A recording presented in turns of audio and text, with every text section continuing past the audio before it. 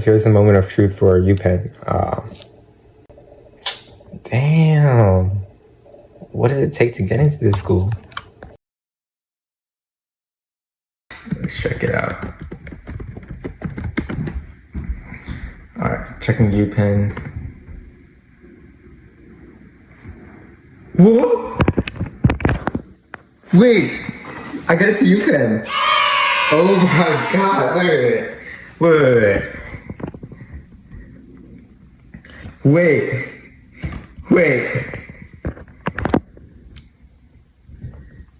Wait, I got it to Upenn? What? Dude, I got it to Upenn! Let's go! Yeah! Dude, I got it to Upenn! I got it to Upenn! Oh my gosh. Oh my god. You probably won't hear any student who got into the Ivy League say this, but college admissions is a game. I'm not gonna say it's a scam because generally it is the most motivated students that get in, hardworking, motivated applicants, they do get in. Now of course, there's legacy applicants, there's demographic factors, luck, all of that, but if you put in the hard work, you will be able to get in. But college admissions is still a game. I've gone through the college admissions process twice, and I'm transferring to Upenn next semester, and I know exactly what it takes to get into a top school. Now, the real reason you clicked on this video is to find the answer to one question and one question only, which is how did an idiot like me get into the Ivy League? The answer is a lot simpler than you think. So let's first talk about stats. As you guys know, stats are really important for any college you're trying to get into.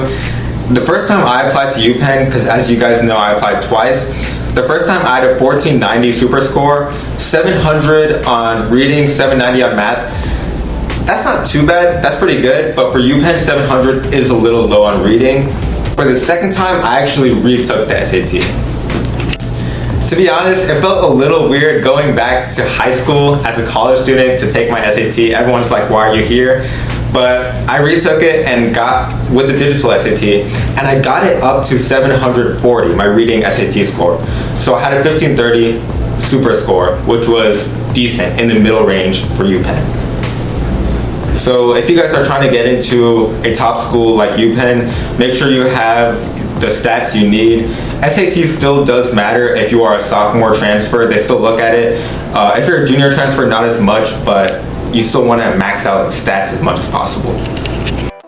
Next we have the GPA, and as you know, GPA might be even more important than SAT because it measures your growth and how much effort you put into your schoolwork over years. And so high school GPA does matter for transfer, especially sophomore transfers again. And I had around a 4.5 weighted GPA in high school, and that was pretty helpful. And then for college GPA, I had a 4.0 in my first semester at Georgia Tech, so that really helped, and that's probably one of the top reasons I got into Penn. So for my extracurricular activities, which is arguably the most important part of my application, I had a lot of them, and I'll just go through the top 10 ones that I wrote down in the order in which I put it on the application. So first I wrote down Amnesty International, which is a human rights organization, international, and I was on the national steering committee for the organization. So we led a lot of youth chapters across the country, youth national officers, we helped lead them, and so that really helped my application. Also, we lobbied some U.S. congressmen staff at the U.S. Capitol. I think that looks really good, and it shows impact as well. And I was just really interested in politics in general.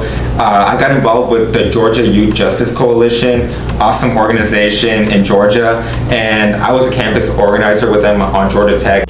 And then I also had some other involvements.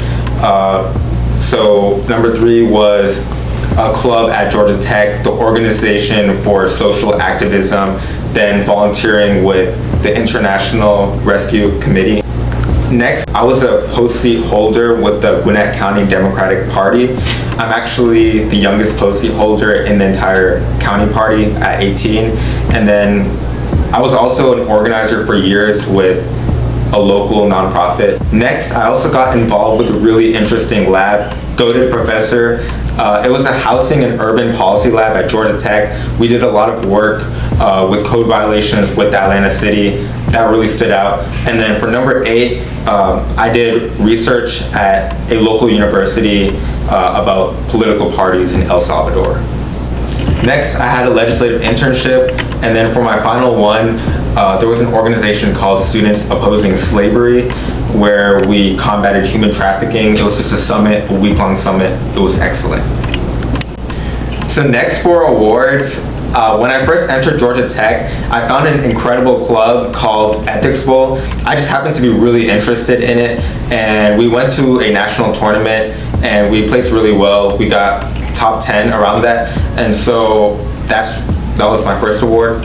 And then for my other awards, it was just miscellaneous. I had a scholarship award, a speech award, and I was also an Eagle Scout. So those happened to really show who I am as a person. I was really passionate about these as well, and so I feel like it all came through in a cohesive narrative.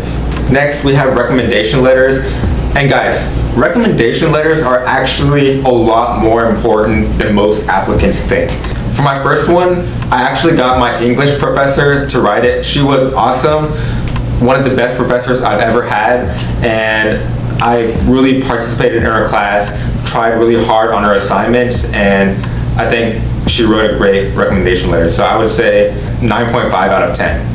So as you guys know, Upenn is really big on community, and so I actually asked my scoutmaster from high school to write my recommendation letter, and I think he wrote a really great one. I don't know what he wrote, of course, but I'm pretty sure it was really good. But I would say 9 or 9.5 out of 10 as well.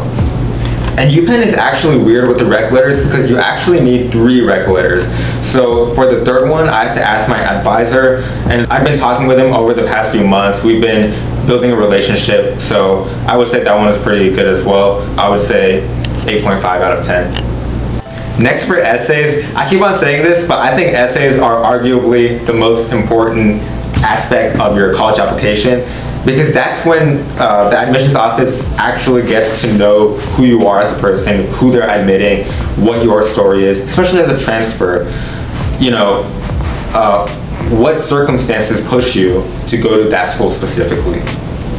For my first essay, which was the why transfer essay, similar to the Common App essay in high school for seniors, I just talked about how I met a lady. She was going through a lot of trouble, and this was a real thing. I really reflected on it, and it pushed me to become a lawyer, to go in the pre-law route, because I'm really interested in representing people. And so that's what I talked about. And then also I pivoted into how Upenn might be a little better than Georgia Tech. Even though Georgia Tech was a great school, how Upenn might be better at helping me achieve my goals.